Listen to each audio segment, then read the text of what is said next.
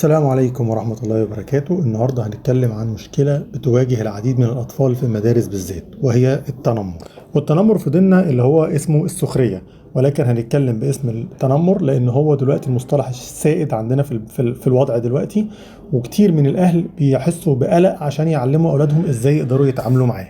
اول حاجه في الحل ان احنا لازم نبتدي نعزز ثقه الطفل بنفسه، ولازم نعلمه ان قيمته لا تتاثر بكلمات الاخرين او بتصرفاتهم، ولازم نشجعه على الاعتزاز بشخصيته وبانجازاته، ولازم دايما نفكره بنقط ضعفه ونقط مواهبه. تاني حاجة ان احنا لازم نعلم اطفالنا مهارات التواصل الحازم، لازم ندربه على انه ازاي يقف بثقة ويرد بصوت واضح وقوي، يقدر يقول اللي قدامه اقف او انا ما بحبش اتعامل معايا بالطريقة دي. ولازم تعلمه انه يفضل محافظ على تواصل بصري ثابت مع المتنمر، وانه لازم يتجنب اظهار الخوف او الضعف للي قدامه.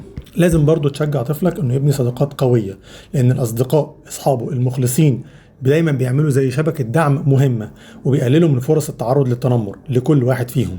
لازم تعلمه كويس ازاي يختار اصحابه بحكمة، وازاي يكون صديق جيد. لازم برضو تعلم ابنك انه يبلغ شخص بالغ موثوق بيه لما يتعرض للتنمر. الشخص ده ممكن يكون معلم، مدير المدرسة، بابا ومامته.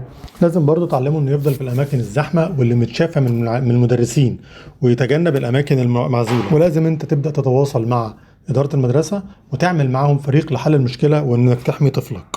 ولازم نفتكر إن بناء شخصية قوية ومرنة لدى الطفل هو أفضل دفاع ضد التنمر. استمر في الدعم والتشجيع وكن صبور، فالتغيير بيحتاج وقت، ولكن النتائج بتكون مجزية ومفيدة على المدى الطويل. أتمنى تكونوا استفدتم من الفيديو. بشكركم جدا، شكرا، والسلام عليكم ورحمة الله وبركاته.